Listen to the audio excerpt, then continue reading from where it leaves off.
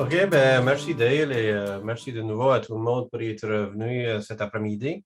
De nouveau, mon nom c'est André Leblanc, et je suis le questionnaire des services en affaires et en entrepreneuriat pour le Conseil de développement économique de la Nouvelle-Écosse. Et là, je voulais juste vous partager en novembre cette année, la Fédération canadienne de l'entreprise indépendante, peut-être plutôt connue en anglais comme le CFIB, son acronyme, ont questionné ses membres au sujet de leur main-d'œuvre, leur workforce. Et comme plusieurs de vous, vous aurez probablement vu dans plusieurs différents types de sondages ou plusieurs différents types d'informations qui sont disponibles sur le web, qu'à peu près 55% des entreprises ont indiqué qu'ils souffraient vraiment d'une pénurie, soit un shortage de main-d'œuvre. En d'autres termes, ils ont un manque de personnel où ils ne peuvent pas obtenir du personnel nécessaire pour soit se développer ou répondre à des nouvelles demandes. Plus qu'une petite entreprise canadienne sur deux a déclaré être affectée et concernée par une pénurie de main-d'œuvre, alors le labor shortage de nouveau. Et cette proportion suit une tendance vraiment qui est à la hausse depuis le début de la pandémie. La pandémie n'est certainement pas la cause unique de ce problème qui est plutôt complexe, mais elle a certainement aggravé la situation. Et la démographie est aussi largement responsable du manque de ce ballon-là entre l'offre de la demande d'emploi, les jobs, et puis les personnes qui sont prêtes à les entreprendre. Et même si une grande majorité des entreprises ont déjà réagi en faisant des augmentations de salaire, en réduisant leur capacité, des réductions d'heures d'ouverture ou même fermer les portes temporairement ou de façon permanente, leur expérience nous montre que ça, ce n'est pas des solutions idéales et ce n'est certainement pas des solutions universelles. Il faut plutôt un ensemble de solutions pour s'attaquer au problème principal, celui du manque de candidats ou candidates pour des postes qui sont ouverts, et quelques actions telles que l'utilisation du programme de travailleurs étrangers temporaires et l'investissement dans l'automatisation offrent peut-être des meilleurs potentiels pour quelques-uns. Ce problème existe autant dans l'accès à l'équipement ou l'optimisation qui est hautement coûteuse. Et les conclusions de cette étude-là de la Fédération canadienne de l'entreprise indépendante incluent plusieurs choses comme des solutions potentielles.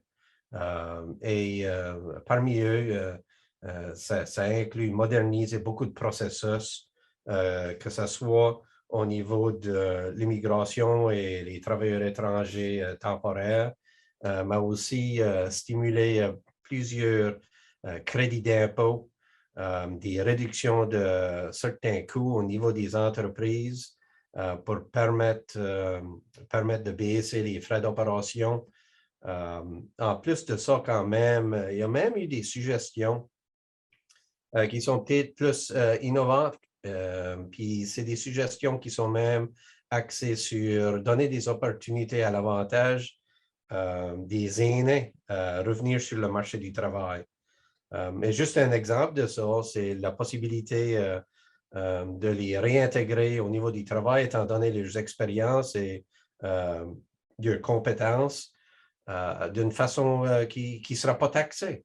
Alors, il y a plusieurs choses qui sont sur la table. On discute de plusieurs différents types d'options pour offrir des solutions au niveau de ces problématiques ici qu'on fait face. Et notre invité, Marc-Henri, et son équipe de la coopérative de développement régional Acadie tentent de répondre à plusieurs de ces problèmes, de ces questions. Alors, ça me fait plaisir de vous passer de nouveau à Dale, qui peuvent introduire Marc. Alors, Dale.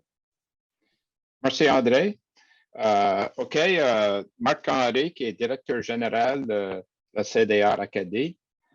Il est diplômé de l'Université de Moncton avec son baccalauréat en administration des affaires Il a aussi une maîtrise de l'Université de Sherbrooke dans la gestion et gouvernance des coopératives et des collectivités. Donc, Marc, aujourd'hui, va nous partager des vrais d'économie collaborative offrant des solutions à la pénurie de main-d'œuvre. Donc, je te passe, Marc, la parole. Super, merci. Merci Dale pour la petite introduction à moi-même et à André pour le contexte. Puis là, ben, ça va peut-être faire en sorte que je vais essayer de vous expliquer un petit peu le contexte aussi, mais je pense qu'on le voit tellement, le contexte, là, avec le travail qu'on fait, que peut-être qu'on n'a plus besoin de convaincre personne. Mais quand même, c'est bon d'avoir des bonnes statistiques puis parler de ça.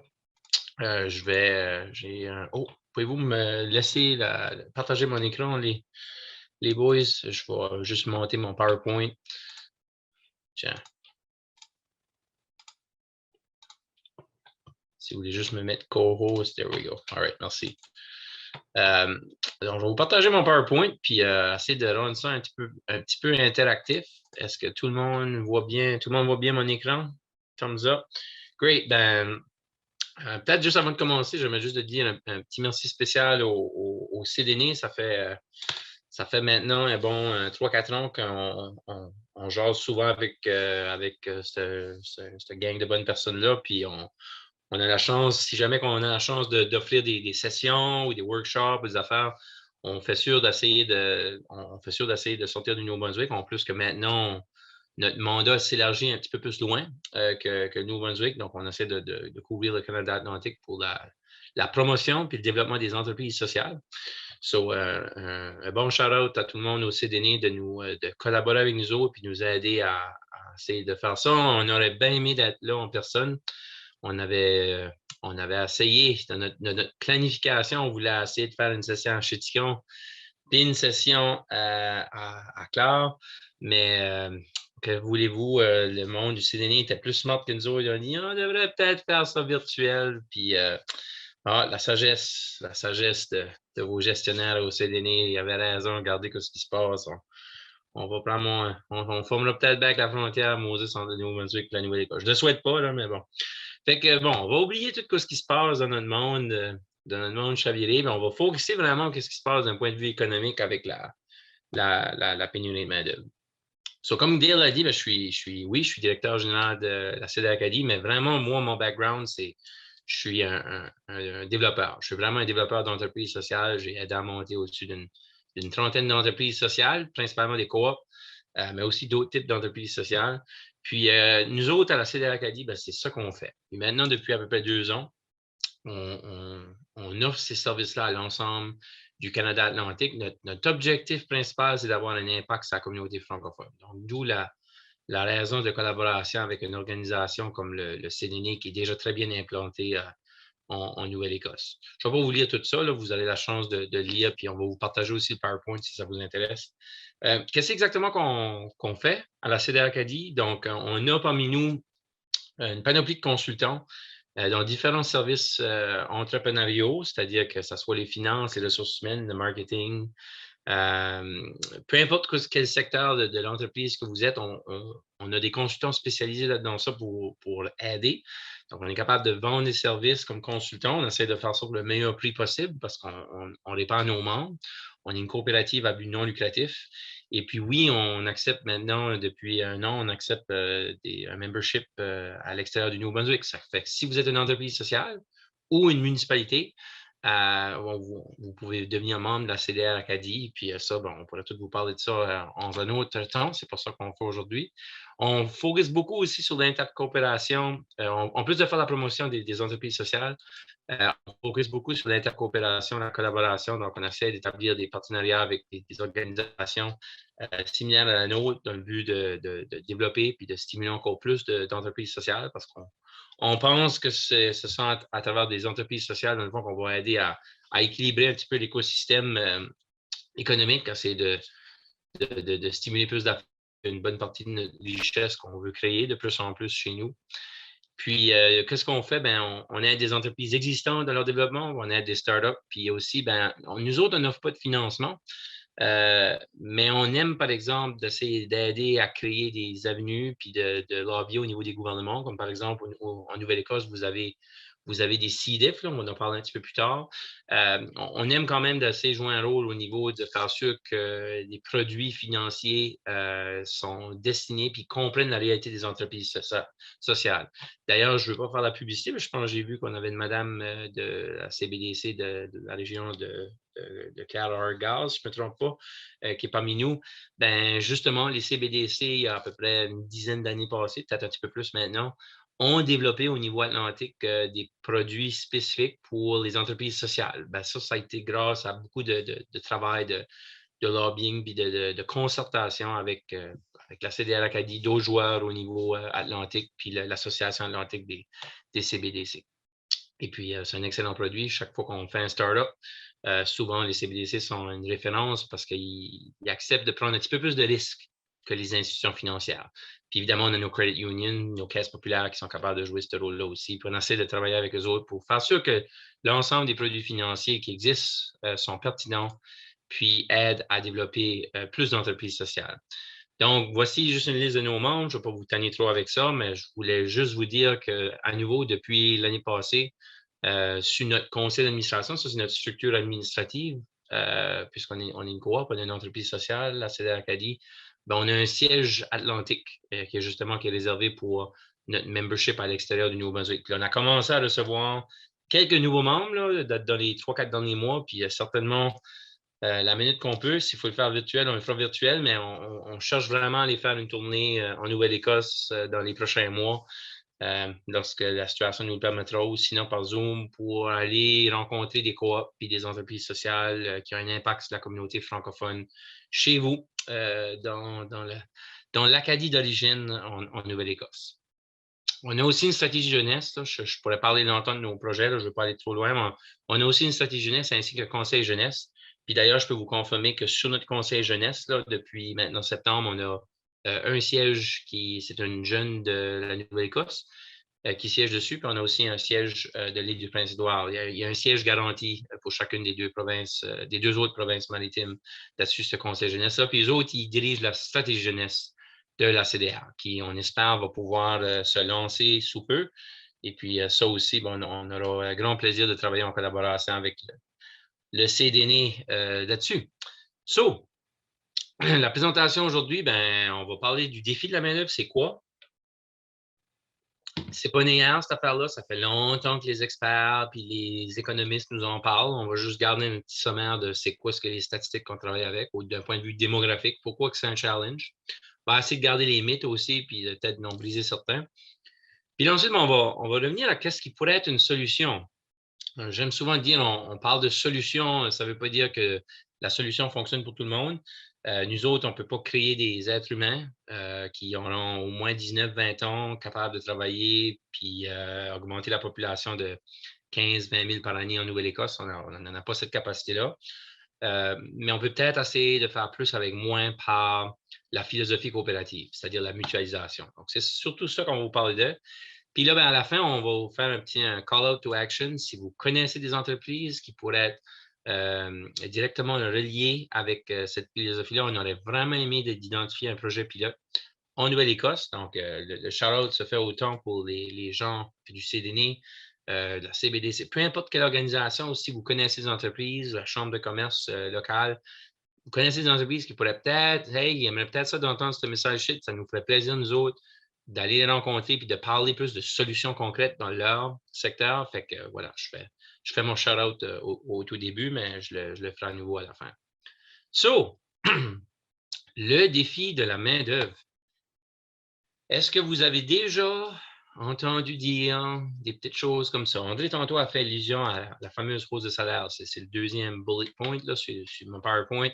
Vous entendez probablement souvent dire de certaines personnes, « Ah, ben, s'ils paieraient plus, il y en aurait du monde qui appliquerait pour leur job. » Puis on a entendu ça dans des négociations syndicales dernièrement aussi. Il y a beaucoup de monde qui semble dire ça, comme si la pénurie de main-d'œuvre, c'est un résultat du manque de salaire. En tout cas, on va vous montrer pourquoi que statistiquement, ça, c'est carrément un mythe. Puis ensuite, vous avez sûrement entendu du monde qui disent ah, ben, moi, ça fait 30 ans que je travaille, puis ça n'a jamais été un problème de toute ma vie. Il n'y a pas vraiment de pénurie de main-d'œuvre. C'est juste temporaire. Ça va durer quelques mois. Ça va peut-être durer une couple d'années. Ben, là aussi, avec les statistiques qu'on va vous montrer, ben, ça confirme clairement que ça, c'est un mythe. On est d'ailleurs juste au début de la crise. Qu'est-ce qu'on vit de suite? C'est le début de la crise. Cette crise ici pourrait facilement durer 5 à 10 ans, peut-être un peu plus. Espérons qu'après 5 ans, on arrive au creux de la crise. Mais après ça, on va quand même être en crise, même si la situation pourrait être potentiellement. Et puis, mon dernier et mon préféré, c'est la faute des jeunes. Les jeunes de Stur sont juste des Moses de paresseux. Maintenant, ça, je ne peux pas vous dire si c'est un mythe ou une réalité d'un point de vue scientifique, quoique moi, je peux vous expliquer tout de suite que les jeunes ne voient pas le monde de la même façon que les gens qui sont en train de se retirer du travail tout de suite. Et oui, effectivement, ils ne sont peut-être pas tous prêts à travailler 70 heures. Comme certaines personnes qui vont se retirer du travail dans les prochaines années, ils ne voient pas nécessairement une satisfaction de travailler des longues semaines puis du travail. Et l'autre chose qu'il faut prendre en considération, c'est que du travail physique, ça se faisait bien, 50, 60 heures si tu étais en forme. Du travail mental, psychologique, on utilise le cognitif, travailler 60, 70 heures straight time à tous les semaines, je sais qu'il y a des personnes qui sont capables de le faire, mais la vérité, c'est qu'on n'est pas des machines avec cette capacité. On est des machines capables de travailler physiquement 60, 70 heures par semaine, mais le cognitif, c'est moins évident. Puis, comme vous le savez très bien, les machines, les choses sont en train de remplacer la main-d'œuvre physique. Et puis, le monde change. L'écosystème est très différent. Donc, oui, les jeunes ne sont pas pareils. Ils ne sont pas pareils comme leur génération précédente. Ça a été la réalité pour chacune des générations. Hein. Les jeunes de Stur, ils ont moins que nous autres, ils sont moins physiques que nous autres. Eh bien, la tendance se continue, mais il ne faut pas les dire nécessairement qu'ils sont paresseux parce que comme chaque génération, il y en a eu des paresseux et des moins paresseux, il y a juste beaucoup moins de jeunes. Et puis ça change beaucoup de la réalité. Bon, mes statistiques qui viennent de New-Brunswick, c'est M. Richard Saillon, qui est économiste, qui nous a passés, mais je vous dis tout de suite qu'on les met proportionnels avec la Nouvelle-Écosse, on les met proportionnels avec l'île du Prince-Édouard, on a quasiment les mêmes tendances. Il y a juste une petite exception. Puis on pourrait faire le Terre-Neuve et Labrador aussi. Là, il y a un petit peu de variance, mais ça se ressemble tout. Au Canada Atlantique, on a une chose qui est très en commun. Notre population, elle est vieillissante. Hein? Aging population, qu'on dit en anglais. Puis voici pourquoi. C'est parce que dans le début des années 70, l'âge médian au Nouveau-Brunswick, en Nouvelle-Écosse, l'île du Prince-Édouard, ça hoverait autour du 23, 24, 26 ans. Ça, c'était l'âge médian. Donc, imaginez-vous un jeune pleinement dans sa prime, puis dans ce temps-là, 71, pleinement dans sa prime, il finissait probablement de se marier, puis il avait déjà quelques enfants. C'était ça la plus grosse grappe de population qu'on avait. D'ailleurs, si vous regardez le tableau à votre gauche, vous allez marquer que lorsqu'on arrive dans la trame des 20 à 0 temps, donc les jeunes qui étaient à l'école, c'était les enfants des boomers. C'était justement, eux autres qui étaient la plus grosse grappe de population. Fait qu'imaginez-vous justement-là, puis là, vous vous rappelez peut-être, là, je garde les personnes qui sont ici sur la PES, vous allez peut-être vous rappeler, en 71, vous étiez peut-être en train de sortir du high school, ou peut-être que vous alliez à l'université, au collège, je ne sais pas trop quoi. Moi, je n'étais pas là encore. Hein. Moi, je suis né en 86. Moi, je suis un millennial. Mais bref, vous aviez probablement beaucoup de misère à vous trouver une job si vous étiez là. Parce que vous étiez en train de sortir, puis vous franchissiez cette ligne bleue-là. La ligne bleue, ça n'avait rien à faire avec l'emploi. C'est l'âge médian. Et puis, vous étiez une méchante gang à chercher pour des jobs qui n'existaient pas. Et puis, donc, il y a eu beaucoup d'exode. Il y a eu beaucoup de gens dans les années 50, 60 qui se sont déplacés aux États-Unis. Dans les années 80, on a commencé à avoir un exode plus vers le Ouest canadien. Il y a des gens depuis toujours qui vont dans les plus grands centres, Montréal, Toronto, etc. Mais bref, si on fast forward à aujourd'hui, puis là, aujourd'hui, nos statistiques datent de 2016 là, pour le recensement, bien, on voit que là, c'est devenu, au lieu d'être une toupie ou une petite maison prismatique, là, on est rendu plus un mushroom, un champignon. C'est-à-dire qu'on est top heavy. Top heavy étant que la population peut s'âger Puis à nouveau, si vous ne voyez pas les chiffres parce que c'est trop petit, là, ici, la ligne ici, c'est 40 à 44 ans. Ça, c'est les boomers. Là. Okay, là, on regarde les boomers sont ici. On regarde à 55 à 60, 60 à 64, puis ensuite 65 à 69. Donc, cette population ici commence à se retirer. Il y a 10 ans passés, on croyait qu'elle allait commencer à se retirer après 5, 10 ans plus tôt. La bonne nouvelle, c'est que cette population ici est beaucoup plus en santé que les économistes l'ont prédit. Great news is also bad news, parce que là, le problème est ils allaient arrêter de travailler parce qu'ils n'ont plus le choix d'arrêter de travailler. La santé va commencer à être le frein pour cette population-là. Donc, même s'ils sont plus en santé que ce que les économistes avaient prévu, à partir des âges de 70, 75, ça commence à être de plus en plus difficile à travailler pour des raisons physiques, cognitives, etc. Et donc, ils vont devoir arrêter de travailler pour des raisons physiques. Regardez ce qui s'en vient en dessous. À nouveau, mes statistiques, ils viennent du Nouveau-Brunswick, mais je peux prendre la Nouvelle-Écosse en général, les statistiques sont similaires. Puis à l'île du Prince-Édouard, les statistiques étaient également similaires jusqu'à 2016-2017. Fait qu'à mesure que, ici, c'est la ligne des 15 à 19 ans, là. Donc, à mesure que cette gang ici va graduer de l'école, ils ne vont pas être suffisants pour remplacer le monde qui s'en va. Et donc, c'est un simple calcul mathématique. Donc, lorsqu'on parle d'immigration, puis, on entend toutes sortes de discours autour de l'immigration, on a besoin, si on veut simplement soutenir les services qu'on a tout de suite, il faut aller chercher beaucoup de gens. Au Nouveau-Brunswick, on parle de 10 à 12 000 d'immigrants par année. En Nouvelle-Écosse, c'est alentour de 15 000. Et puis, à l'île de Prince-Édouard, ils ont besoin d'aller chercher alentour de 2-3 000 par année. Bon, je vais aller à notre prochaine diapositive. À nouveau, les chiffres absolus. Là, vous voyez le 260, c'est les chiffres de la population active du Nouveau-Brunswick. Mais j'aurais pu mettre la Nouvelle-Écosse là avec un chiffre un petit peu plus élevé. J'aurais pu mettre l'île du Prince-Édouard là avec un chiffre beaucoup plus faible parce qu'à niveau proportionnel à la population. Et vous auriez vu que la ligne semblait quasiment la même. Il y a une exception. Puis ce n'est pas la Nouvelle-Écosse qui fait exception, c'est l'île du Prince-Édouard. Puis pourquoi que l'île du Prince-Édouard fait exception dans les 4-5 dernières années? Eux autres ont comme stabilisé un petit peu leur main-d'œuvre. Au lieu d'avoir une main-d'œuvre qui diminue, ils ont stabilisé leur main-d'œuvre. Y a quelqu'un de vous autres qui veut deviner pourquoi? Pourquoi que l'île du Prince-Édouard a des statistiques un petit peu différentes depuis les quelques dernières années? Je vous rappelle, il faut vous enlever votre micro. Il faut vous enlever votre mute sur le micro si vous voulez parler. Quelqu'un qui veut chance de gagner une trip dans le sud? Sauser? Non? Gang de génie, là, aujourd'hui. Mais regarde, je vais la répondre pour vous autres. La grande différence avec l'île du Prince-Édouard, c'est qu'ils ont commencé dès 2015 avec une stratégie d'immigration très agressive. Agressive, pas dans le sens négatif, dans le sens qu'ils ont vraiment mis une priorité. Le gouvernement provincial a mis ça une priorité. Et puis, qu'est-ce qu'on a vu à l'île du Prince-Édouard? C'est qu'au niveau de la relève d'entreprise, au niveau de l'achat d'entreprise qui aurait été mise à vendre, puis aussi au niveau de main-d'œuvre, ça ne veut pas dire qu'ils ne vivent pas de défis, là, ils en ont.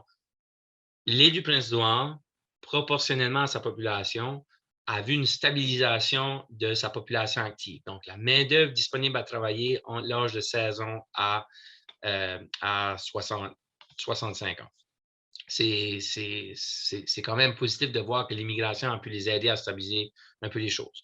En Nouvelle-Écosse et au Nouveau-Brunswick, c'est la même chose. On a commencé une stratégie plutôt agressive d'immigration, mais à date juste d'à peu près 3-4 ans passés, on commence à voir un peu les bénéfices de tout ça. Puis vous le savez probablement, au niveau de la communauté francophone, il y a plusieurs organisations qui commencent que ce soit le projet pilote au niveau de la SNA, que ce soit d'autres projets plus localisés au niveau de l'immigration francophone. On a un double défi, nous autres, pour préserver des services et d'avoir des personnes bilingues en français, parce que vous allez comprendre que s'il faut choisir entre pas de main-d'œuvre ou une main-d'œuvre qui est unilingue, souvent, on va choisir une main-d'œuvre parce qu'au moins, on fait survivre l'entreprise. Mais si on ne joue pas notre rôle pour faire sûr qu'on ait une immigration francophone de tout ça, on est en train de se donner encore plus de défis au niveau de la survie de la langue et tout ça à moyen et long terme. André nous partageait statistiques de la Fédération des entreprises indépendantes du Canada qui étaient très pertinents. Écoutez, déjà en 2016, cette analyse ici avait été faite en 2015-2016 par l'Institut Provis, qu'on avait eu la chance de faire quelques tournées dans le passé pour. qui était un laboratoire de veille de recherche d'affaires pour le Canada Atlantique. Mais déjà qu'on voyait en 2015-2016, regardez ça, quand on demandait la question, c'est quoi au niveau de main-d'œuvre avec les employeurs, est-ce que c'est une difficulté pour vous autres d'attirer de la main-d'œuvre? Puis déjà, vous voyez qu'au Canada Atlantique, comparé le reste là, du Canada, déjà que c'était une plus haute préoccupation il y a déjà 5-6 ans passés. Pourquoi? À niveau, notre population est un peu plus vieillissante si on compare nos statistiques au Canada. Et donc, on est en train de vivre first-hand, on est comme la première vague, la première wave du Canada à vivre ce vieillissement de population ici. Et puis, on va découvrir toutes les opportunités qui viennent avec, mais évidemment, on vit aussi tous les défis qui viennent avec, qui est au niveau de la main-d'œuvre. Donc, ça, c'est un peu l'explication de pourquoi est-ce qu'on est là. Vous avez très bien compris qu'on ne va pas créer 25-30 000 de naissances puis venir tout shifter ça, ça va régler ça tout de suite. Si on le créerait, ce serait une bonne chose, mais ça va juste nous régler un problème dans 15, 25 ans de sûr. On doit vivre avec les défis qu'on a. On doit vivre en acceptant qu'on n'aura pas beaucoup plus de main-d'œuvre. L'immigration ne suffisera même pas. Même si on réussit à aller atteindre tous nos targets au niveau d'immigration. Puis comme vous le savez si bien, les targets d'immigration, je ne crache pas sur les grandes villes, là, mais les targets d'immigration sont faits par province.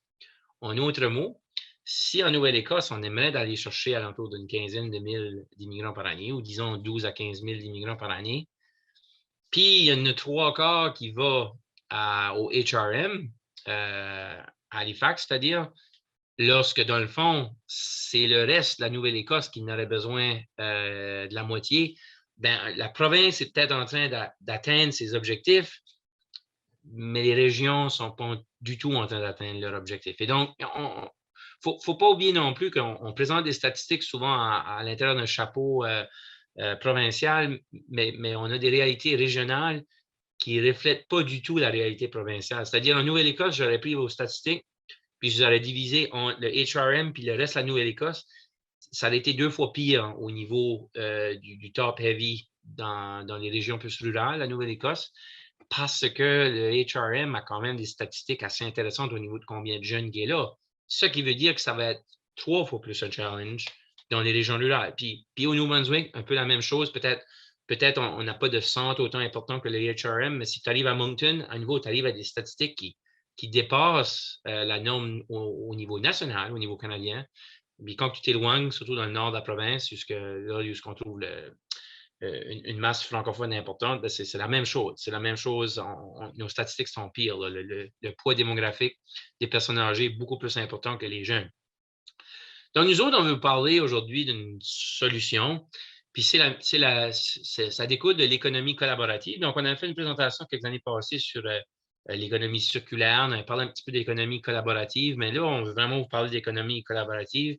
Puis la solution de mutualiser des services. De mutualiser des services ou de mutualiser des achats ou des investissements entre entreprises. Donc, nous autres, on est habitués de travailler avec des entreprises sociales, mais vraiment, notre présentation aujourd'hui veut s'adresser à des entreprises privées, des mom and pop shops, des entrepreneurs autonomes, peu importe qui ce qu'ils sont.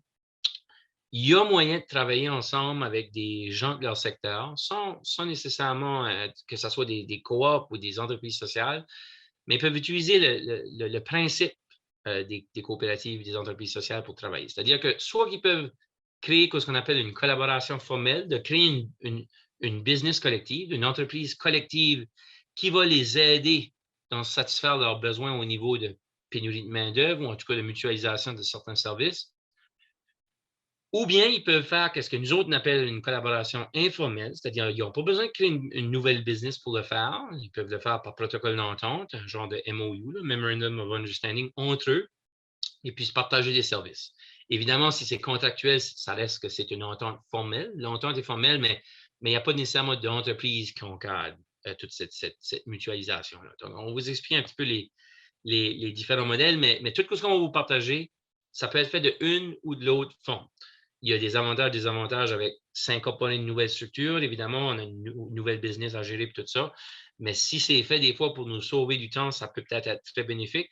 Puis dans d'autres cas, ben, si c'est juste un MOU qu'on écrit entre quelques entreprises qui vont collaborer ensemble, bien, ça devient contractuel, légal. Il y a peut-être des avocats et des choses comme ça qui sont impliquées, mais on n'a pas besoin ensuite d'administrer une nouvelle business à travers tout ça. Bon. Pourquoi créer une entreprise collective? Pourquoi créer une entreprise sociale, une nouvelle entité qui devra avoir son administration, tout ça, pour régler nos problèmes de main-d'œuvre? Est-ce que ça peut même faire du bon sens, ça? Bien, ça peut faire du bon sens s'il y a une synergie entre une entreprise collective ou même une mutualisation informelle des services lorsqu'on focus sur des besoins qui sont communs. Donc, par exemple, si tous nous autres qui sont sur l'appel aujourd'hui, on est une dizaine d'entrepreneurs privés, on est tous dans le secteur du manufacturing, puis on reste tous à peu près 15 à 20 km de loin un de l'autre.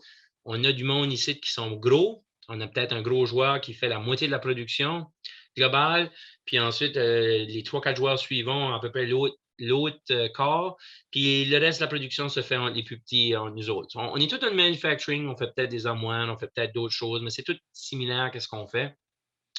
On manque tout de main-d'œuvre. On manque tout de main-d'œuvre. Donc, notre besoin premier, c'est qu'est-ce qu'on pourrait faire ensemble plutôt que se compétitionner les uns contre l'autre pour aller chercher plus de main-d'œuvre. En tout cas, augmenter la productivité en utilisant moins de main-d'œuvre. OK? Puis si vous êtes comme moi, puis vous parlez avec ces entreprises-là, ces entrepreneurs-là, il y en a tous qui disent j'ai pas le temps. J'ai pas le temps de faire ce site, j'ai pas le temps de faire du hiring, j'ai pas le temps de faire toutes ces choses-là. Ben non, ils ont peut-être intérêt, par exemple, à investir un petit peu plus de temps pour prendre moins de temps à faire des choses inutiles en business, des choses qui sont moins bonnes dedans, puis laisser du monde professionnel faire les choses que les autres essaient de faire, mais à moins bonne efficacité, avec moins d'output. Sur une entreprise sociale, ben, c'est une association de personnes. On parle souvent de personnes comme des personnes physiques, mais des personnes, ça peut aussi être des personnes morales, c'est-à-dire qu'une personne morale au niveau de la loi, c'est une corporation, c'est une organisation. A.k.a. dans notre monde, c'est une business. Donc, excusez-moi. Donc, en rassemblant des business ensemble, on est capable de créer soit un MOU ou même une entreprise collective. Ça n'a pas besoin d'être heavy administratif. Les entreprises entre elles, même s'il y en a des plus grosses, puis des plus petites, puis des moyennes, vont diriger, vont gouverner. Ça peut être par un conseil d'administration, ça peut être aussi que tout le monde qui est dans ce projet-là, c'est le conseil d'administration. Puis ils vont diriger le projet qu'ils veulent se mutualiser ensemble. Donc, ça peut inclure des employés qui supervisent le projet, comme ça ne peut pas inclure des employés. Ça n'a pas besoin d'être heavy au niveau administratif.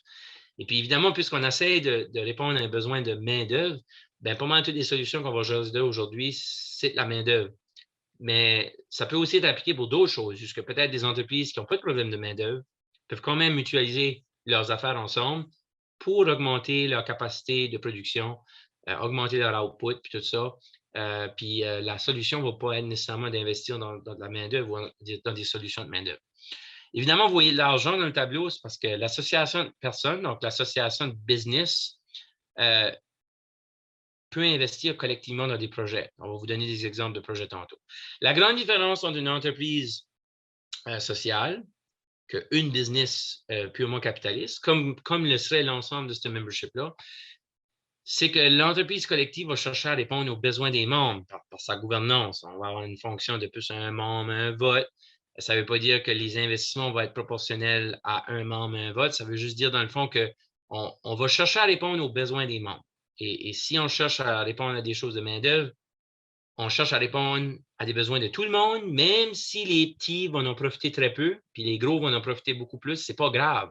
Si on répond collectivement à un besoin qui est partagé, bien, tout le monde gagne, même si certains gagnent plus que d'autres. Il n'y a rien de mal dans ça. Il n'y a rien de mal de créer plus de richesses, puis qu'il y ait un petit peu plus de richesses qui soient partagées. Donc, c'est un peu ça la différence entre une entreprise plutôt capitaliste, on cherche à maximiser le profit, on garde pour soi-même. L'entreprise collective va chercher à répondre aux besoins. Même si ça ne fait pas nécessairement de profit, cette nouvelle business-là, mais que ses membres individuels, ces business sont beaucoup plus profitables, then good. Elle a exactement répondu aux besoins qu'elle devait répondre. Bon, on va garder à définir la mutualisation des services. On va regarder qu'est-ce que les différents services qui pourraient en être, puis on ne donne que des exemples parce qu'il n'y a pas vraiment de limite à la mutualisation de services. On va regarder les avantages puis les désavantages, puis comme je l'ai dit tantôt, on va faire le call to action. So, qu'est-ce qui est la mutualisation?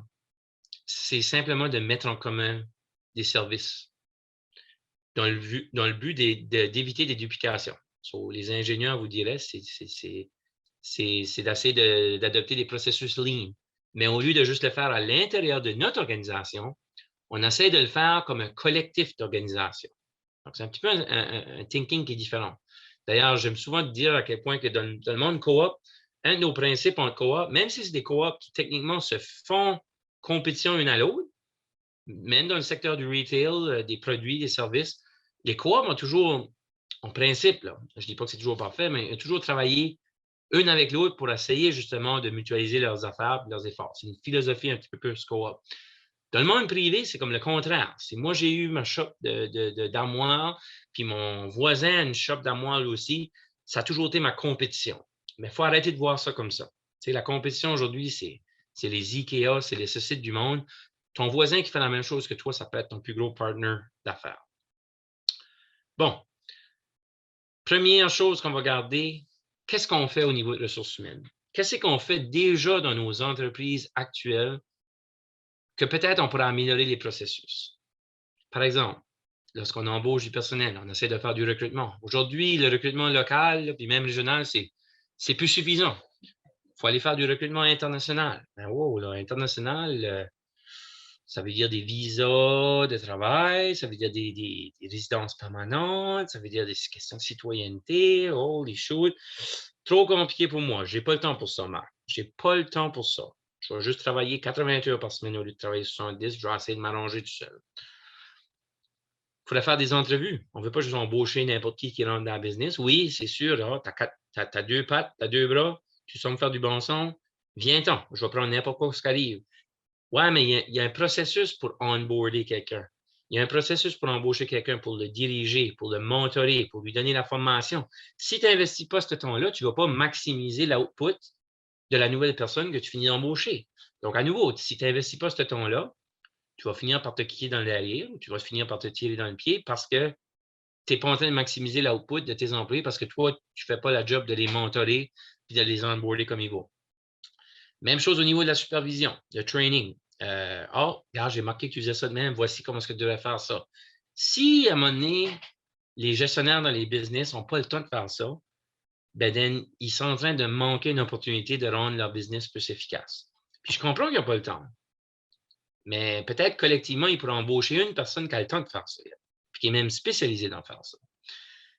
Quand les entreprises deviennent moindrement un peu grosses, je devrais dire, il faut commencer à élaborer des politiques, des affaires, des systèmes de fonctionnement. Puis à nouveau, beaucoup d'entreprises qu'on voit, beaucoup de très petites entreprises dans nos régions francophones au Canada Atlantique, ils vont nous dire « j'ai pas le temps pour ça. J'ai pas le temps. C'est une perte de temps, ces affaires-là. J'ai pas le temps. » Mais là, finalement, il y a 2-3 conflits qui érodent. Ils finissent par perdre du personnel parce qu'ils ne peuvent pas gérer leur personnel. Puis là, ils finissent par perdre plus de temps parce qu'ils n'ont pas investi ce petit peu de temps-là.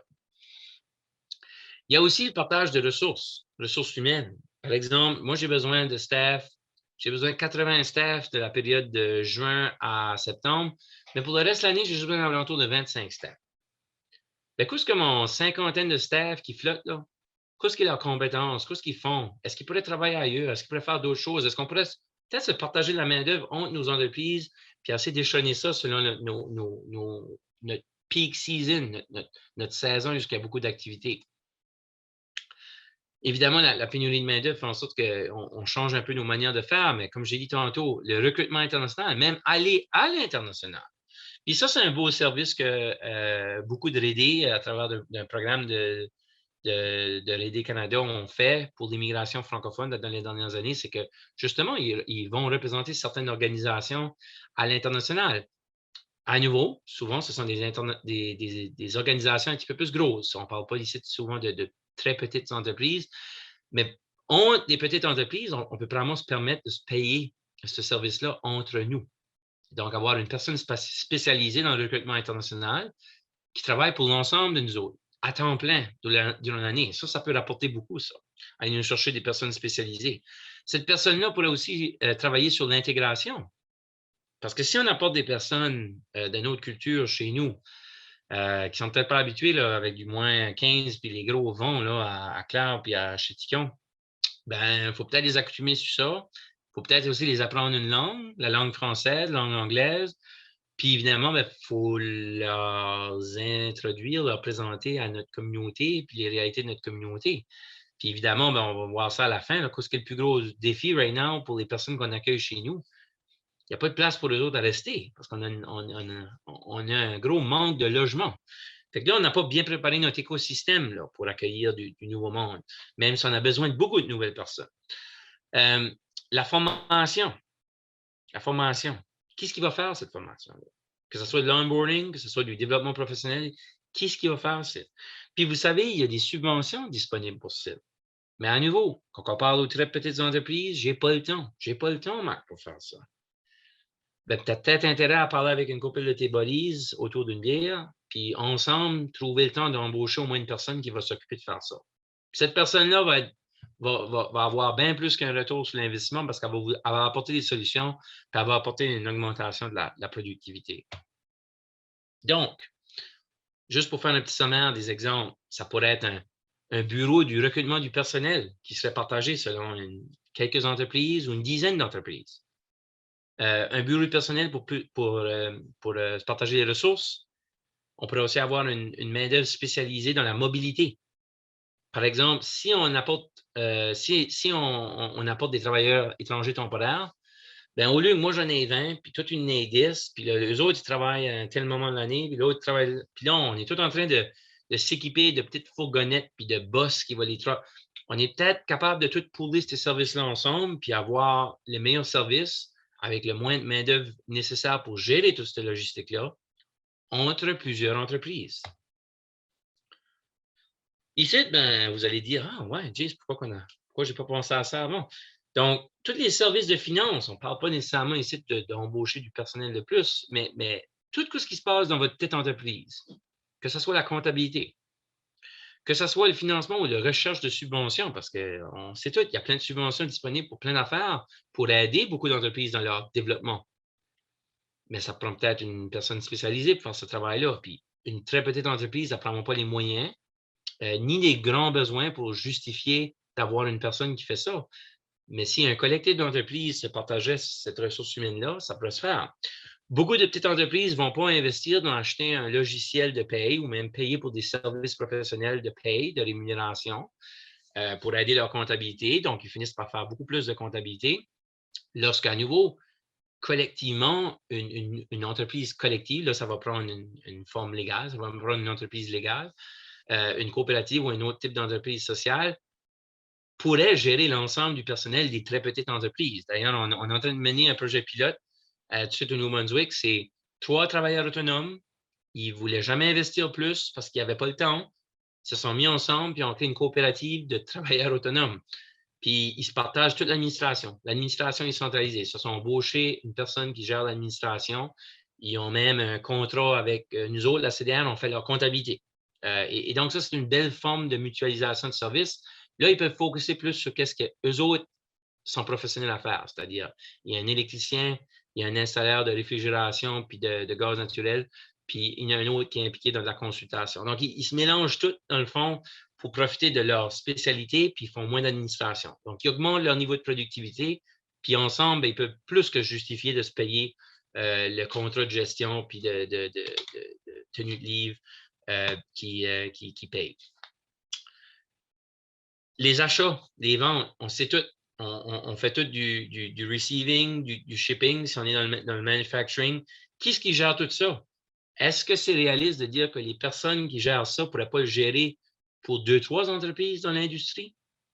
Vendre ces services-là, soit que la grosse entreprise pourrait vendre ces services-là les plus petits, faire un genre de partnership informel comme on l'a vu tantôt, ou même d'aller plus haut que ça, puis dire, regarde, on va se partager de la main-d'œuvre spécialisée dans des telles branches, que ce soit les ressources humaines, les finances, et puis ces choses-là. Puis, on va travailler ensemble pour se payer ce staff-là, qui va nous apporter beaucoup plus de productivité. Même chose, maintien, contrôle des inventaires. On le sait tout, la plupart des nouvelles normes d'audit pour les plus grosses organisations il doit y avoir du staff qui vient mesurer l'inventaire dans leur entreprise à telle période de l'année. Ça doit être des personnes neutres, ça doit être souvent des personnes sous une supervision de firme comptable. Bref, ça aussi, là, il y a des normes à respecter, mais ça aussi, ça peut se mutualiser. Là. Une dizaine d'entreprises qui se partagent, dans le fond, ces frais-là, avec l'autorisation, dans le fond, d'une firme comptable qui les supervise, qui est externe, pourrait faciliter et diminuer la facture de beaucoup. À nouveau, c'est juste une question de jaser ces petites affaires ici autour d'une bière, puis de faire des investissements stratégiques. Ça va venir par se payer. Donc, ici, on voit un exemple. Regroupement des services comptables ou regroupement du groupe d'achat.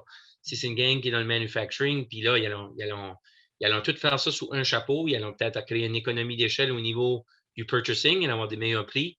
Puis aussi, ils allont peut-être réduire la main-d'œuvre. Au lieu d'avoir 50 employés dans le shipping and receiving, ils pourraient peut-être le réduire de 25 parce que tout est coordonné, qu'une journée, ça a une telle shop, puis l'autre journée. Et donc, augmenter la productivité avec moins. Vous avez tout marqué, là, on n'est pas là-dedans des solutions jusqu'on clone du monde. Cette technologie-là n'existe pas encore. On est là-dedans la solution d'essayer de faire plus avec moins, créer des efficacités.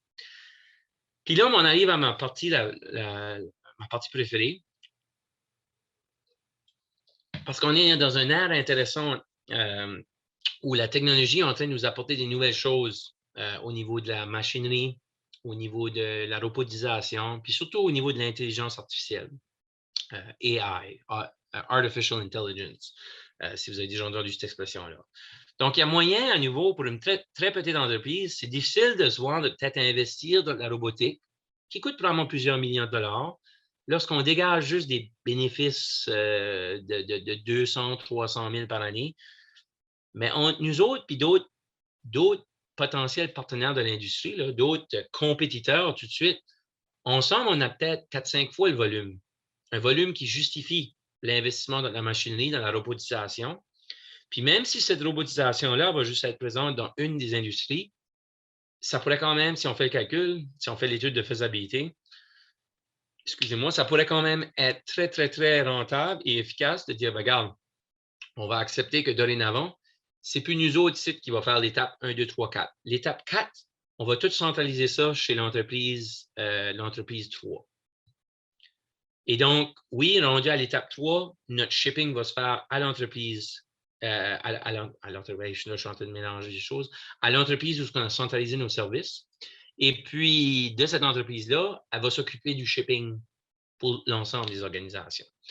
À nouveau, il y a une façon de gérer cela, puisqu'on peut augmenter l'output en diminuant la charge de main-d'œuvre qui est nécessaire. La même chose s'applique pour l'approvisionnement en matières premières, le raw material. La même chose peut s'appliquer au niveau de l'entreposage. Imaginez-vous donc si on a un ensemble d'usines de pêche qui font la transformation, puis il n'y a pas une des autres qui a assez d'argent pour investir dans le gros flash freezer puis l'entreposage pour peut-être faire une deuxième transformation ou mieux stocker le produit. Bien, collectivement, ces entreprises-là pourraient faire cet investissement-là, puis se partager l'usine d'entrepôt ou même le shipping and receiving, où il pourrait y avoir de la robotique, puis beaucoup de choses seraient automatisées. Même chose pour le transport. Beaucoup de camions, vous voyez beaucoup de camions sur la route. La plupart des camions, là, s'ils sont pleins, là, ils sont pleins d'une direction, ils sont vides de l'autre. Ou ils sont à moitié pleins, puis des fois, ils ne sont même pas pleins pour se rendre de l'autre direction. Donc, il y a beaucoup d'inefficacité là, jusqu'à un niveau, un petit peu de mutualisation. On pourrait remplir les camions. Puis chaque camion qui est plein, ben, c'est un conducteur ou 2-3 conducteurs de moins par 100 camions qui est nécessaire. Donc, on est en train d'augmenter l'output avec moins de main-d'œuvre. Vous comprenez la thématique. Je l'ai mentionné tantôt, les outils, la machinerie, l'automatisation. C'est gros, l'automatisation. Il y a des usines qui sont quasiment 100% automatisées. Tout ce que tu as besoin, c'est une couple d'ingénieurs puis de techniciens pour arranger les robots puis les programmer. Tu peux augmenter ta production de pas mal. Est-ce que ce sont des gros investissements? Absolument. Absolument. Mais est-ce que maintenant, une dizaine d'entreprises qui investissent dans ça, c'est faisable? Puis le retour sur l'investissement peut être justifié? Absolument. Ça permettait aussi de peut-être ouvrir de nouvelles portes d'exportation. Puis là, quand on parle d'exportation, là, c'est sûr qu'il y a des partenaires fédéraux, provinciaux qui sont peut-être intéressés même d'investir une partie de l'argent pour faire ce travail-là. Des espaces de travail partagés, des coworking, ça peut autant s'appliquer pour des personnes que pour des entreprises puis des machineries. Il faut apporter le thinking d'être dans le monde de la machinerie. Puis le travail partagé. En dernier lieu, mais non moindre, au niveau du marketing, c'est la même chose. Combien de petites entreprises, suite que si on fait un sondage, on aurait encore leur information sur le Yellow Page parce qu'ils se sont probablement fait tanner des années 90 pour payer un petit frais, puis ils l'ont tout le temps payé parce qu'ils n'ont pas le temps de checker ce qu'ils payent pour, qui est inutile ou pas. Et donc, c'est à peu près la seule information qu'on a en ligne d'eux autres. Ils n'ont pas de site web, ils n'ont pas d'online purchasing, ils n'ont rien de ça. Pourtant, ils vont tous se dire, j'ai pas le temps, je suis pas assez gros. Mais s'ils se mettraient d'un point de vue collectif à faire du online purchasing ou du online sale pour une dizaine d'entreprises, avec peut-être chacun en moyenne une dizaine, quinzaine de produits chaque, ben là, tu peux avoir un site web complet. Le site web va coûter beaucoup moins cher à héberger au nom de 10. Il va permettre aussi d'avoir une plus grosse diversité de produits. Donc, pour le client, il va arriver sur un site web complet plutôt qu'arriver sur un site web avec juste 10 produits puis se dire, il n'y a pas ça là, je ne vais pas retourner. Puis ça, c'est la même chose pour la promotion. Oui, ça peut coûter cher, faire des aides Facebook, peut-être faire un petit peu de publicité, faire un plan de marketing, investir un budget de marketing. Mais à nouveau, si on prend maintenant les 10 producteurs comme une entité, puis on dit, garde, toi, tu as 2000, toi, tu as 4000, toi, tu as 5000, puis on développe des systèmes de péréquation pour dire, regarde, on va baser ça sur le volume de vente. La facture va être mise sur le volume de vente. Tu vends 50 de ce qui sort sur le site web, tu vas payer 50 de la facture. C'est tout du plus. C'est une plus-value à la fin de la journée. C'est un added value.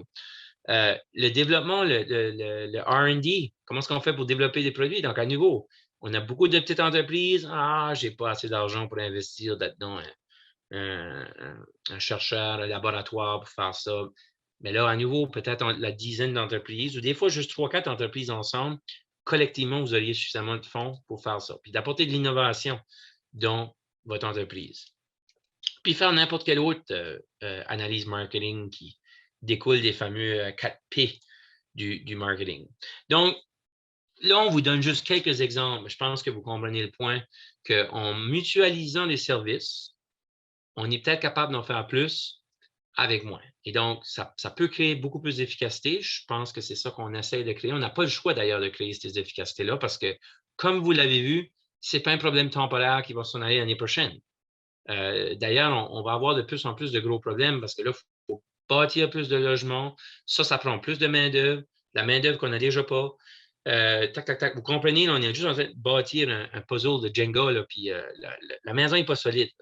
Puis on essaie de bâtir, mais on enlève des morceaux pour bâtir. Donc, on doit bâtir l'écosystème le plus vite qu'on peut.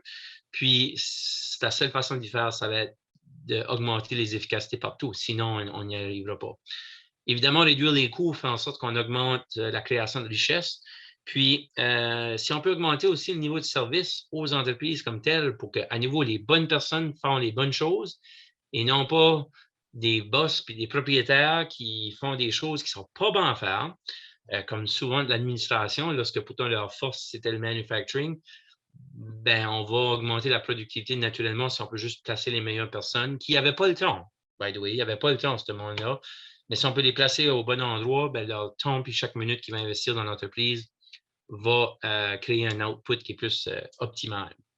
Bon, c'est quoi les désavantages de ce site? Parce que tout paraît beau, puis évidemment, ils croient beaucoup, puis on croit qu'il y a beaucoup plus d'avantages que de désavantages, mais comme qu'on fait avec n'importe quel groupe de promoteurs qui viennent nous voir, qui pensent peut-être créer une entreprise, puis pensent peut-être que ça sera une coop ou une autre forme d'entreprise sociale, on aime souvent les expliquer ce qu'il faut s'attendre, puis ce qui peut-être pour eux va être perçu comme des désavantages d'une mutualisation ou dans notre cas de création d'une entreprise sociale. Premièrement, si vous achetez une machine, puis vous avez une machine pour 3-4 entrepreneurs, ben, on ne va pas avoir accès à la machine tout le temps. So, peut-être qu'il faut s'attendre, je vais donner un exemple parce que je l'ai plus tard. Si on s'achète un tracteur, on s'achète un tracteur, qui est beaucoup plus efficace, optimal, que ce que chacun de nous autres, individuellement, on aurait pu s'acheter. Il faut accepter que notre tracteur, il ne sera peut-être pas là pour mec qu'on veut aller tirer une petite load de topsoil de notre jardin pour des besoins personnels le samedi. On peut s'arranger pour qu'il puisse faire ça, mais il faudra accepter qu'on ne peut pas l'avoir demain. Il ne sera pas de notre cours arrière. C'est ça, ça c'est un des désavantages de mutualiser certaines machines ou partages comme ça. Il faut accepter aussi qu'on va partager la gouvernance. Si on appartient une machine à 3 ou si on accepte de partager une main-d'œuvre à 3, à 4, à 10, on ne va pas juste être seul à donner des autorités, à avoir une autorité sur cette personne-là. On va être 10. Et donc, on va devoir travailler autour d'un plan d'action.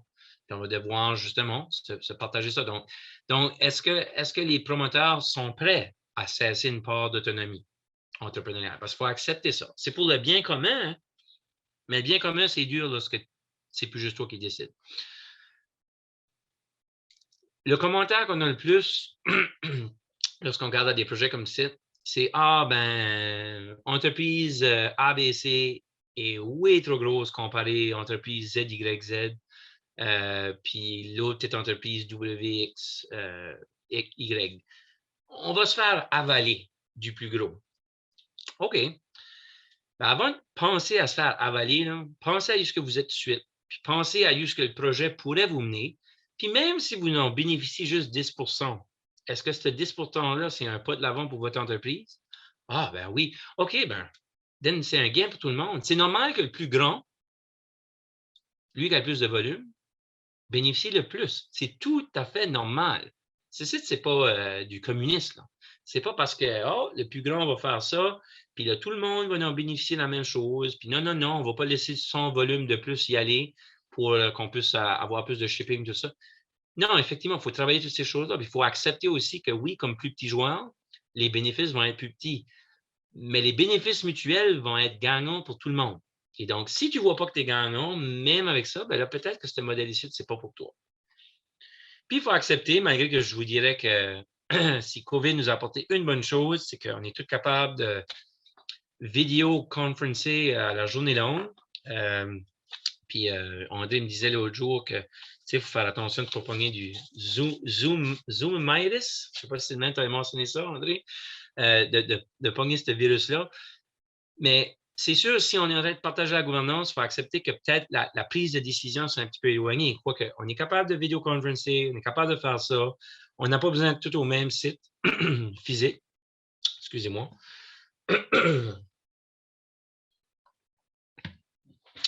Mais il se peut, par exemple, il y a une machine qui se brise. Puis là, ben, on aimerait peut-être ça, vous venez ici tout de suite, puis on prend une décision par rapport à ce qu'on fait avec la machine, parce que tant qu'à faire, ça s'est brisé, peut-être qu'on devrait modifier ça dessus, puis ça ira mieux dans l'avenir. OK, je me déplace, là. Attends, parce que la machine, elle n'est pas dans ma shop, elle est dans la shop à l'entreprise XYZ, puis je reste à 30 minutes de là. Bon, à nouveau, il y a des inconvénients qui viennent avec la mutualisation. Il faut en être conscient, il ne faut pas bullshitter que tout ce site, c'est parfait. Mais si on est prêt à passer par-dessus ces petits hiccups-là, ou en tout cas, on pense qu'on est prêt à passer, puis qu'on fait l'étude de faisabilité, puis on y voit des avantages nets, réels et précis, ben là, c'est là que ça vaut la peine d'aller de l'avant avec le processus. Donc, puis les avantages, je les ai déjà mentionnés, mais en général, s'il y a une mutualisation qui est faite, si on a fait une étude de faisabilité pour dire, regarde, oui, un petit peu plus de transport, un petit peu plus de logistique, mais c'est gagnant, gagnant, gagnant. Voilà toutes les raisons pour lesquelles ça vaudrait la peine de dire que ce projet ici, c'est un go. Puis, on aurait pu faire cette présentation ici 10 ans passés. La plupart des petites entreprises nous auraient dit ça va bien, là. Mais là, avec la pénurie de main-d'œuvre, les petites entreprises sont en train de se dire c'est vrai, sais-tu quoi? Il faudrait peut-être qu'on l'écoute, là, ce bonhomme-là là, qui parle de mutualisation. Et donc, avant de prendre vos questions, vos commentaires, parce que je vois le temps passer, je vais peut-être juste vous montrer quelques exemples, parce que moi je suis visuel, puis si vous êtes un petit peu comme moi, vous allez apprécier, dans le fond, qu'on prenne toute cette théorie-là et on le mette pour des exemples très, très concrets. Je vais y aller assez vite. Ça fait qu'ici, vous avez Joanne, productrice de fraises biologiques. On va dire qu'elle est dans la région de Annapolis. Ici, vous avez Bobby, Bobby, lui, est anti-gaz à effet de serre. C'est un tree hugger. Il vit dans la région de Amherst ou à Tatamagouche. Bon, il vit à Tatamagouche, celui-là. Puis là, ici, vous avez Jonathan, c'est un fonctionnaire du gouvernement provincial de Nouvelle-Écosse. Il est fâché. Le gouvernement a promis qu'elle allait régler tous les problèmes en santé. Il ne fait rien du tout. Moi, j'ai fini avec ce job ici. Ça me stresse trop. Je travaille physiquement. Je ne sais pas où est-ce que je commence. Je vais commencer à travailler sur ma backyard. On va faire des produits biologiques. Fait qu'évidemment, vous avez 3 différents producteurs ici. Joanne, elle aimerait vraiment ça de scaler sa production. Elle va au marché des fermiers locaux. Le monde, il dit qu'ils veulent de plus en plus de ses fraises. Elle ne peut pas fournir. Elle a la misère à avoir des employés. Bobby, lui, il dit, ben, je pourrais scaler, j'ai des champs en masse, tout ça. Moi aussi, je vais au marché des fermiers. Le monde me demande de plus en plus. Mais moi, je refuse d'avoir un tracteur qui pollue à diesel. Oubliez ça. Puis là, ben, Jonathan, lui, ben, he's just trying to get by, mais lui non plus, il ne fournit pas. Il a commencé à aller au marché. Puis là, ben, il se passe, ces 3-là, au marché des fermiers. Puis il dit, Colin, on a tous le même problème. On a tous un besoin en commun. Puis là, il commence à parler avec ce André Leblanc-là. Puis là, oh, geez, j'ai vu une présentation l'autre jour. Puis c'était la CDR Acadie qui parlait de ça. Tu devrais peut-être les bailler une phone call. Puis là, on des rencontres, on comprend bien leurs besoins, puis on va peut-être faire une présentation un petit peu plus in-depth avec eux autres de leur secteur spécifique. Puis on a dit, gardez-moi ça. Pas qu'on est des experts de l'agriculture, puis on n'est pas des experts des tracteurs non plus. Mais en mutualisant vos services, vous avez besoin de plus de production, puis une bonne partie de cette production-là peut se faire avec une machine. Puis là, Bobby dit, wow, machine, moi, je ne veux pas de diesel ici, puis je ne veux pas d'huile. Il dit, pas de problème. Le seul huile qu'il va y avoir dans cette machine ici, c'est de l'huile hydraulique. En théorie, tu ne devrais jamais avoir besoin de remplacer ça de ta vie.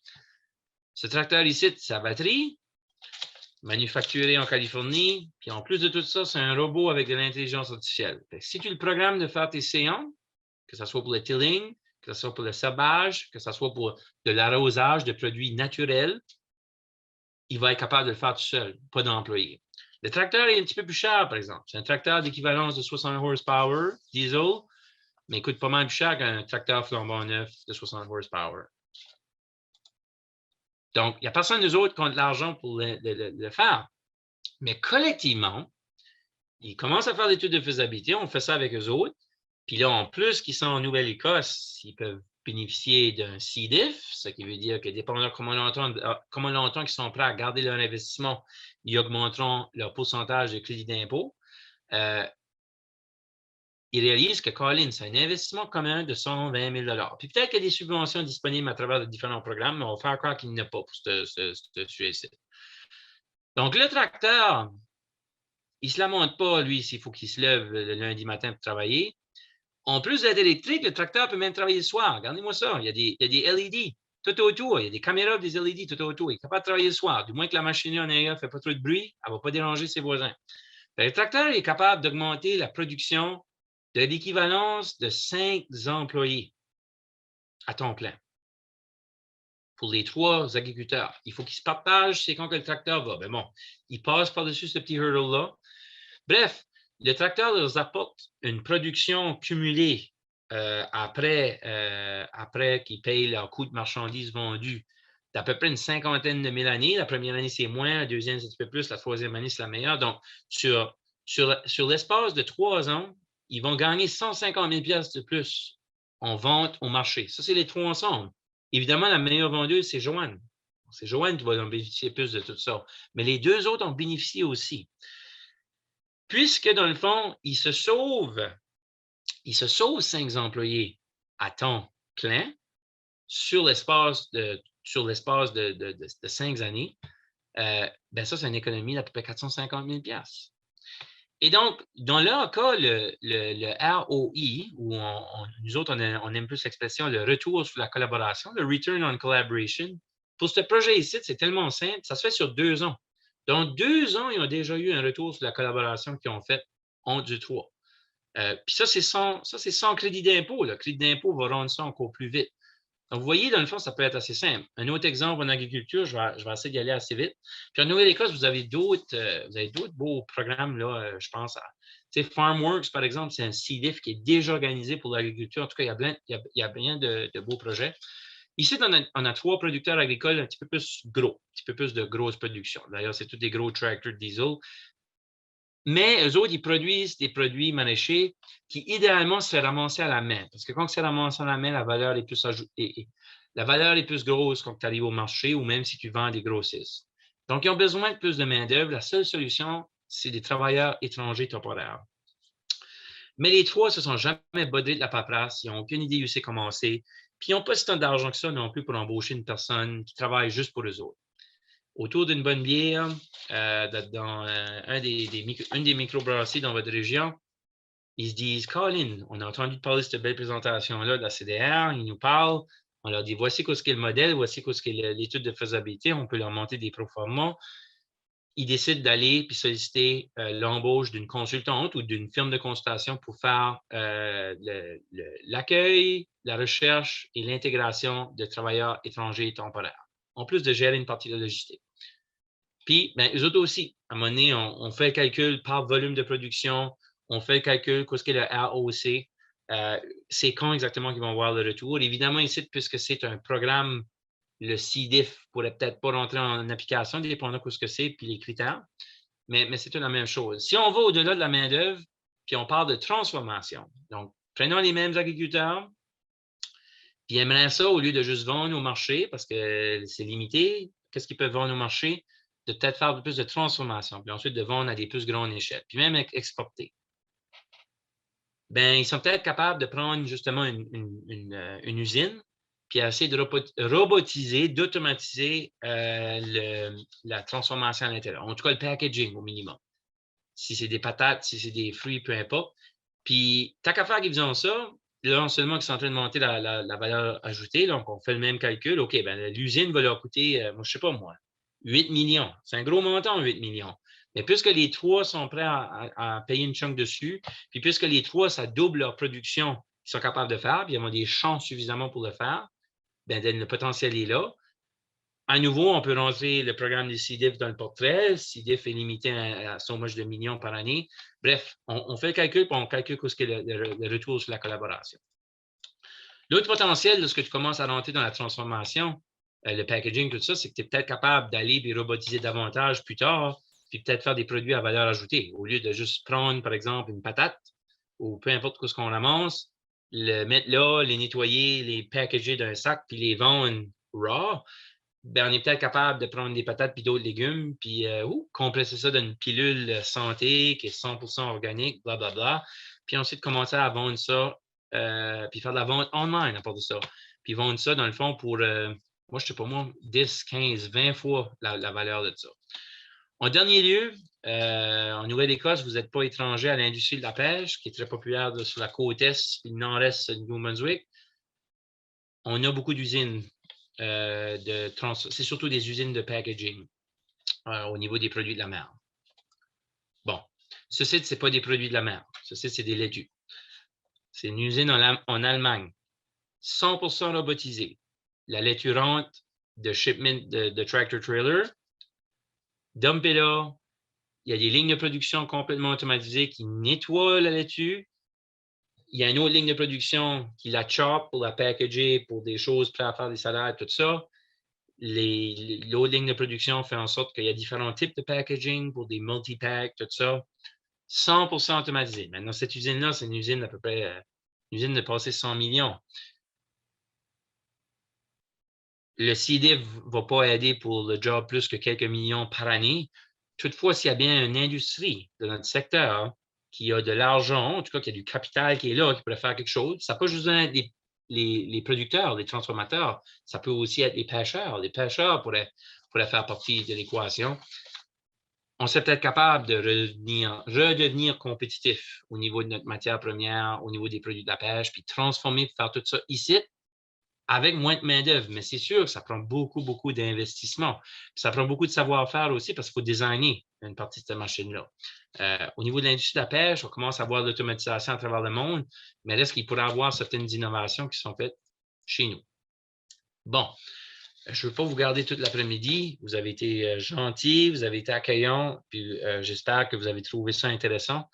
Mais nous autres, dans le fond, à la CDA Acadie, en collaboration avec nos partenaires, donc ça fait quand même un bout qu'on jase aussi avec André, puis sa gang au CDN. Nous autres, on veut aider vos entreprises que vous connaissez. Puis la beauté avec ce projet ici, c'est que puisque à la CDA Acadie, on a comme élargi un petit peu notre mandat, vous avez compris, ce projet ici s'adresse pour des business qui ne sont pas du tout des entreprises sociales, qu'on probablement même jamais entendu ce terme-là de leur vie, puis les faire penser un petit peu plus comme des entreprises sociales. Puis s'ils sont prêts à travailler ensemble, puis faire de l'économie collaborative, bien, nous autres, on aimerait des appuyer, on aimerait les accompagner. Puis j'aimerais même de dire qu'on est à la recherche d'un projet pilote en Nouvelle-Écosse. On aimerait vraiment avoir un projet en Nouvelle-Écosse. Et donc, si vous connaissez des promoteurs, des entrepreneurs qui pourraient être vraiment intéressés, en tout cas, vous voyez du potentiel, nous autres, ça nous ferait plaisir de soit travailler avec vous autres, en tout cas, si vous pouvez nous les identifier, d'aller les rencontrer, de leur faire une présentation peut-être un petit peu plus en détail, qu'est-ce que ça pourrait vouloir dire pour eux, avec quelques données. Puis on aimerait ça des accompagner dans leur développement. Puis comme j'ai dit, faire un projet pilote. On peut peut-être faire justement une étude de faisabilité comme projet pilote. Puis là, s'ils sont intéressés de poursuivre, ben là, ça pourrait être très intéressant pour eux.